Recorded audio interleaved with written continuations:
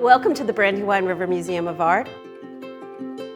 This exhibition celebrates the 100th anniversary of the 19th Amendment, and that's the amendment that granted women the right to vote.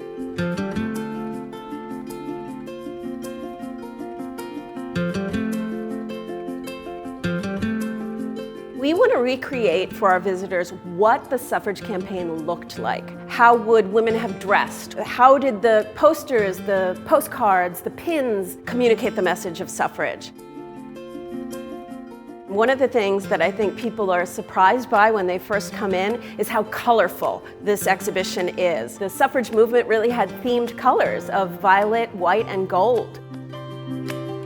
If people know any of the visuals of the suffrage movement, it's from black and white photographs. And so I think putting it in color and bringing the actual objects into the gallery brings it to vivid life. When I first step in that entryway door, and anyone, I think, is confronted with the marching capes that women wore in 1913 and 1915, to me, they look like superheroes. Kind of brings the ghosts of the suffrage movement back to life.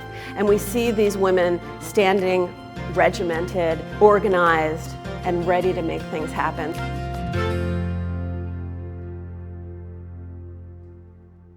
Women had less power than men in society, but they had certain areas that they felt they really needed to be able to govern. Things like legislation for product safety. So some of the campaign slogans here and some of the posters talk about better babies because moms have the right to vote.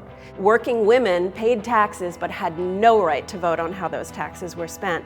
So it meant broader representation, it meant recognition as a citizen, and it meant the abilities to do whatever their roles were.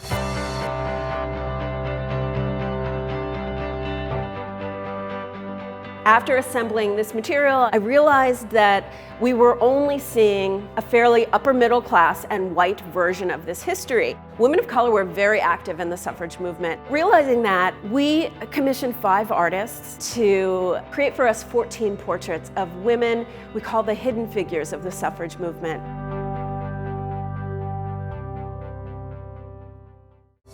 Women were the very first to stand in front of the White House and protest and hold signs directly addressing the president, asking for their rights. Mr. President, how long must women wait for liberty? These women began to be arrested for obstructing the sidewalk. They were abused, they were beaten, the conditions were deplorable. Woodrow Wilson eventually pardoned all the women taking place in this campaign, but the campaign didn't stop. It continued for years, women standing hours a day in front of the White House asking for their rights.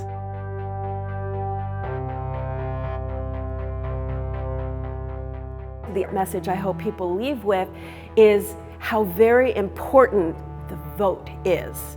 I think it drives home this thing that some folks might take for granted as always having been there, and you realize looking at this material that it was a real issue, that was a live or die issue for these people.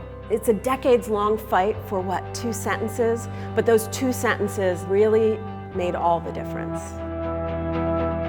The right of citizens of the United States to vote shall not be denied, shall not be denied, shall not be denied or abridged by the United States or by any state on account of sex. Congress shall have power to enforce this article by appropriate legislation.